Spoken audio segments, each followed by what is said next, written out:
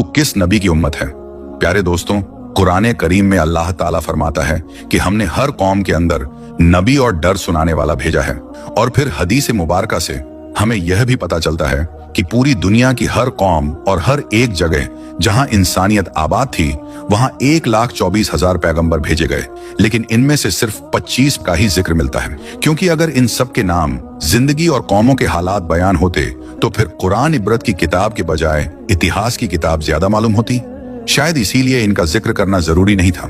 मगर आज हिंदू मजहब के मानने वाले लोगों का दावा है कि उनका हिंदू मजहब मुसलमानों के इतिहास से भी हजारों साल पुराना है और ना ही हिंदुस्तान की जमीन पर कोई नबी भेजा गया। और उनके पास भी कुरान मजीद की तरह कई किताबें मौजूद हैं जिसमें हिंदू मजहब के लोगों का कहना है कि हमारी किसी भी किताब में किसी भी पैगंबर का कोई जिक्र मौजूद नहीं है, जो कि एक बहुत बड़ा झूठ है। और सूरतुल अंबिया आयत के अंदर अल्लाह ताला फरमाता है कि हमने आपको तमाम जहान के लिए यानी कयामत तक के इंसानों के लिए हिदायत बनाकर भेजा, जिसका मतलब है कि इसमें हिंदुस्तान की सरजमीन भी शामिल है। तो फिर हिंदू मजहब के मानने वाले इसका इनकार क्यों करते हैं? अगर हिंदुस्तान की सरजमीन पर कोई नबी वाकई नहीं भेजा गया तो फिर यह कौम कैसे आबाद हुई? आइए इस सवाल का जवाब इतिहास से जानने की कोशिश करते हैं और ऐसे सवाल के जवाब जानते हैं जो तमाम हिंदू स्कॉलर दुनिया से छुपाते हैं।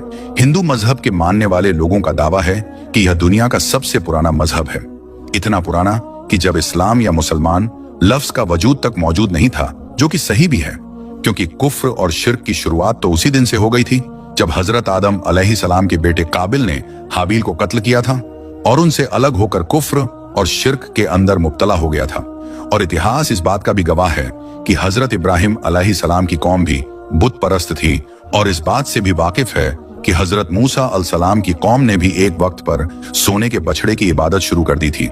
यहाँ तक कि रसूल अल्लाह सल्लल्लाहु ताला अलैहि वसल्लम के ऐलाने नबूवत से पहले काबे के अंदर भी 360 मूर्तियां मौजूद थीं, जिन्हें मक्का फतह करने के वक्त सहाबा किराम ने तोड़ तोड़ कर टुकड़े टुकड़े कर दिया।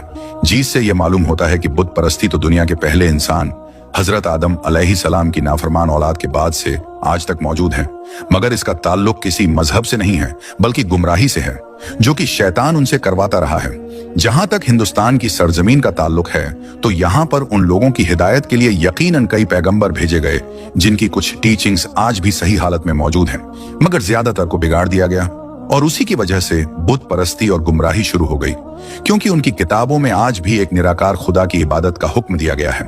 उन्हें भी यह बताया गया है कि खुदा का कोई शरीक नहीं है, वह एक है, उसकी कोई औलाद नहीं, मगर फिर भी उसकी कई मूर्तियां बनाकर उसके शरीक खुदा बनाकर उसकी पूजा होती है। और आज तक हिंदू मजहब के अंदर